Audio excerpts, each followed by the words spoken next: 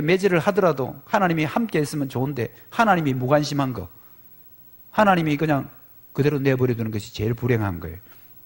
합당하지 못한 일을 하게 하셨으니 곧 모든 불의, 추악, 탐욕, 악의가 가득한 자요, 시기, 살인, 분쟁, 사기, 악독, 이런 것들이 전부 다 여러분들 하나님과의 관계가 끊어지게 되면서 이 땅에 온 것들이에요. 전부 다 이런 것들이, 시기, 질투 이런 것들이 우리가 만들어내는 게 아니라 본래 인간이 관계가 깨지니까 그런 게 생긴 거란 말이에요. 가득한 자요, 수군수군하는 자요, 비방하는 자요, 하나님께서 미워하시는 자요, 능욕하는 자요, 교만한 자요, 자랑하는 자요, 악을 도모하는 자요, 부모를 거역하는 자요, 우매한 자요, 배약한 자요, 무정한 자요, 무자비한 자라. 그들이 이 같은 일을 행하는 자는 다 사형에 해당한다고. 사형이라는 게 이게 바로 이제 육신의 죽음과 생명의 죽음, 전부 다 죽음이에요. 하나님께서 정하신 것을 알고도 자기들만 행할 뿐 아니라 또한 그런 일을 행하는 자들을 옳다 하느니라. 우리끼리 나쁜 짓 하면 니 그런 짓 하면 안 돼 이렇게 돼야 되는데 그래 잘했어, 너 좋겠네, 참 재수가 좋았어, 야 니 어떻게 그리 요령이 좋냐, 어떻게 그래서 살아남았니, 이러면서 서로가 그런 것 가지고 부정한 것을 더 부추겨 세우는 인간 세상이 이런 세상임을 말하고 있습니다. 이게 왜 그렇다고요? 하나님과의 그 생명의 언약이 깨지게 됨으로 말미암아 모든 사망이 인간에게 임했고 이 세상에 사는 모든 사람들은 다 그런 인생이었다는 것을 먼저 분명히 성경에서 밝히고 있는 것입니다. 이런 죄 가운데 있는 인생을 끝까지 하나님 앞에 계속 그냥 불순종의 삶을 사는 거예요. 세상에 악한 것은 그 생명의 언약이 파괴되었음을 여러분들은 아셔야 됩니다. 여러분, 우리 주변에 눈만 뜨면 일어나는 많은 사건들이 야, 그 사람 참 악한 사람이네, 나는 그렇지 않은데 저 사람은 왜 그럴까라고 하면 안 됩니다. 어차피 이 땅에 있는 인간들은 모두 다 이럴 수밖에 없음을 아셔야 됩니다. 시기와 질투와 미움과 악함과 탐욕과 생각해야 되는 것들이 전부 다 그런 것들이고, 그런 생각들을 하는 사람들끼리 서로 그래 옳다, 너 잘했다라고 하는 게 본래 생명의 언약이 파괴된 인간들의 모습이라는 것을 우리는 분명히 알아야 되죠. 자, 그렇다면 하나님은 자신의 스스로 주도권을 맺은 그 언약, 하나님이 먼저 생명의 언약을 맺었는데 인간들이 잘못한다고 해서 하나님께서 그때부터 하나님과의 관계가 끝난 채로 그대로 계속 있어야 되는가? 하나님은 정말 그런 분인가? 라는 건데요, 그렇지 않다라는 것입니다. 그 증거가 오늘 본문에 나와 있습니다. 29절 말씀에 보면 그의 경영은 기묘하며 지혜는 광대하다. 오늘 여러분들이 29절의 말씀이 여러분의 마음속에 깊이 각인되셔야 됩니다. 여러분의 마음속에 깊이 뿌리를 내리고 있어야 됩니다. 이렇게 하나님과 맺은 생명의 언약이 있게 들여서 인간은 정말 별 볼 일 없는 소망 없는 인생으로 살다가 그냥 멸망할 수밖에 없는데, 하나님은 하나님과 인간과 맺은 그 언약을 절대로 버리지 아니하시는 하나님은 경영하는 것이 너무나 기묘하며 그 지혜는 너무나 넓고 크다라는 말입니다. 여기서 말하는 이 경영이라는 단어, 이 경영이라는 단어는요, 여러 가지 단어에 대한 용례들이 있지만 그 가운데 유독 우리 눈에 탁 띄는 용례가 뭐냐면 의논이라는 단어예요. 경영이라는 단어가 의논. 여러분 의논 아시죠? 부부끼리 야, 오늘 저 사람 아들 다음에 결혼한다는데 우리 축금 얼마나 해야 될까? 부부끼리 의논하듯이, 가족들끼리 이번 우리 여행 어디 갈까 하고 의논하듯이, 여기에 단어 사용되는 경영이라는 단어가 의논이라는 단어입니다. 여러분, 이 의논이라는 단어가 왜 여기에 필요한가라는 것을 말씀을 드리면, 이것은 바로 삼위 하나님의 의논입니다. 여러분, 삼위 하나님 아시죠? 성부와 성자와 성령 하나님이 삼위를 갖고 계시지만 한 하나님이시다. 이것을 우리는 삼위일체라고 이렇게 이야기하죠. 위는 성부, 성자, 성령 삼위신데, 그런데 그 삼위가 또 한 하나님이시다. 이것은 우리 인간의 이해력으로는 불가해야 합니다. 이해할 수가 없는 겁니다. 그러나 우리는 그것을 믿음으로 고백하고 있죠. 우리는 삼위일체 하나님을 믿습니다. 삼위의 하나님이 한 하나님이시다. 그런데 그 삼위 하나님이 서로가 뭐해서 의논을 해서 우리 인간을 만들어요. 창세기 1장 26절에 보면 우리가 우리의 형상대로 하나님을 만들자라고 그렇게 말해요. 여기서 그때 언론합니다. 삼위 하나님께서 언론하셔서 사람을 만들고, 삼위 하나님께서 언론하셔서 그 다음에 생명의 언약도 맺고, 삼위 하나님이 언론하셔서 지금도 계속 뭐하고 섭리하고 계시는 겁니다. 여러분, 이 언론이라는 단어는 진짜 신비한 단어예요.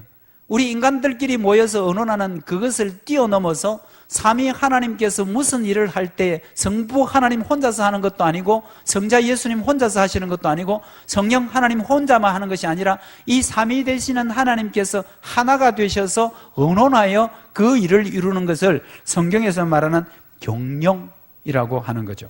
그 경영이 얼마나 기묘하냐 하면요, 기묘하다는 이 말의 뜻은 어떤 뜻이냐, 인간의 상식으로는 도저히 생각해낼 수 없는 방식으로 일하는 거. 기묘하다라는 이 말은 우리 인간의 이해로는 도저히 이해할 수가 없는, 그래서 정말 이해할 수 없는 방식으로 일하는 것을 우리는 기묘하다 이렇게 하는 거예요. 그러니까 이 말을 이렇게 해석할 수 있겠죠. 하나님의 의노는, 삼위일체 하나님은 의노는 우리 인간의 상식으로는 도저히 이해할 수 없는 일을 하시는 분이며, 이렇게 해석이 가능한 것입니다. 여러분, 하나님께서 얼마나 기이하시고, 하나님께서 그 기이하신 하나님의 광대한 지혜들을 그 사람들에게 주셨나라는 이해를 이제 드디어 오늘 우리가 읽었던 이 본문에서 그대로 풀어서 이야기하고 있어요. 여러분들 그 위에 쭉 읽었던 것들은 어떤 내용이냐 하면요, 농부가 농사 짓는 내용이에요. 농사를 어떻게 짓습니까? 땅도 갈아야 되지만 또 그 간 땅 안에 막 있는 돌들을 골라내야 하고, 그리고 그 땅을 또 평평하게 해야 되고, 그리고 거기다가 골을 내고 씨앗을 뿌리고 물을 주고 뿌리를 내리고, 또 어떤 것은 흩어서 씨를 뿌리는 것도 있고, 어떤 것은 골을 내서 하나씩 콕콕 심는 것도 있고, 그리고 농부들이 이렇게 농사 짓는 것들이 얼마나 기묘하냐. 인간이 그걸 생각해서 그렇게 할 수 없다라는 거예요. 우리가 볼 때는 농부들이 농사 지을 때, 그 사람들 참 대단하네 이렇게 하겠지만, 그런 것들을 하나님께서 그 농부에게 지혜를 주셔야만 그 농부들이 땅을 갈고 개간하고 돌을 추려내고 씨앗은 뿌릴 때는 뿌리고 또 심을 때는 심고 하는 것이다 라고 말씀하는 거예요. 그런 예를 들면서 하나님의 경영이 얼마나 기묘하고 하나님의 지혜가 얼마나 광대하신가를 보여주는 거예요. 26절 말씀에 보면, 이는 그의 하나님이 그에게 적당한 방법을 보이사 가르치십니다. 땅 갈고 돌 추려내고 씨 뿌리는 이런 모든 하나하나의 농부들이 하는 그 농사하는 방법들 하나하나가 인간들이 만들어낸 것이 아니라 그의 하나님이 그에게 적당한 방법을 보여주시고 가르쳐 주셨기 때문에 가능하다라고 말하는 겁니다. 농부는 곡식을 추수할 때도 마찬가지입니다. 어떤 것은 도리깨로 떨어야 될 것도 있고, 어떤 것은 바퀴로 굴러서 또는 말굽으로 밟게 해서 거기에 있는 알곡들을 고려내는, 여러분들 그 씨가 좀 두꺼운 것들은 도리깨질을 또 해야 되겠고요, 그보다 더 두꺼운 것은요 손에 힘으로 안 되니까 이렇게 수레바퀴를 굴려서 그것에 알곡만 추려내는, 이렇게 추수하는 방법도 그 곡물이 어떤 곡물인가에 따라서 도리개를 칠 수도 있고, 또 어떤 때는 수레를 굴릴 수도 있고, 또는 말굽으로 밟게 해서 그곳에 알곡을 딱 추려내는데, 여러분 굉장히 약한 것들을 갖다가 큰 이 바퀴가 와가지고 싹 지나가 버리면 그 약한 알갱이들이 어떻게 되겠습니까? 다 박살나 버리지.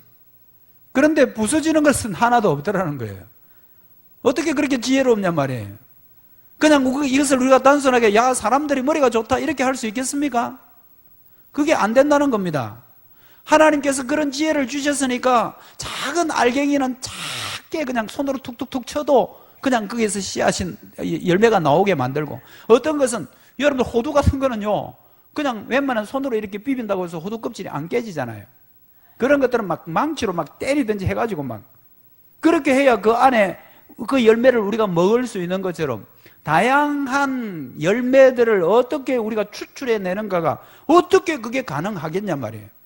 이런 것조차도 29절 상반절에 보면 이도 만군의 여호와께로부터 난 것이다. 하나님께로부터 안 나면 안 되는 게 없는 거예요. 그거 다 하나님께서 하셔서 농부가 농사 짓는 것처럼 하나님은 이렇게 하시는 모든 경영이 너무나 기묘하고 하나님께서 주시는 그 지혜는 너무나 광대하다고 이사야 저자는 말씀하고 있는 것입니다. 자, 그렇다면 하나님께서 하시는 그 기이한 일이 그냥 농부가 농사 짓는 것으로 그냥 끝나는 것일까? 그것밖에 안 될까? 하나님의 기이한 일이 그것밖에 안 되는데 이렇게 성경에서 그 하나님의 경영은 너무나 기묘하고 하나님의 지혜는 너무 광대하다고 이렇게 말할까요? 그 농사 짓는 그거 하나 가지고? 그렇지 않겠죠. 그 기이한 일은 뭘까요? 타락한 인간을 다시 회복시키는 그것이 바로 기이한 일일 것입니다. 여러분, 인간이 지금 죄로 말미암아 하나님의 생명의 언약이 깨졌습니다.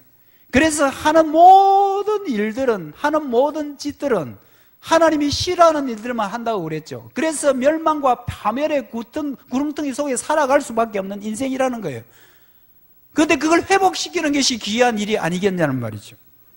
그것은 바로 깨진 관계를 다시 회복시키는 새로운 하나님의 언약이 주어지는데 그것이 바로 은혜 언약이라는 것입니다. 이 은혜 언약은 누구 안에서? 예수 그리스도 안에서만 다시 복원되는 은혜의 언약이에요. 여러분, 생명의 언약은 인간이 어떤 행위를 꼭 뭔가 해야 됩니다. 뭐게 뭡니까? 순종이죠. 그러나 은혜의 언약은 그렇지 않습니다. 하나님께서 너 스스로 봐봐라. 할 수 있겠냐? 안 되지. 이런 것들을 율법을 통해서 깨닫게 하시고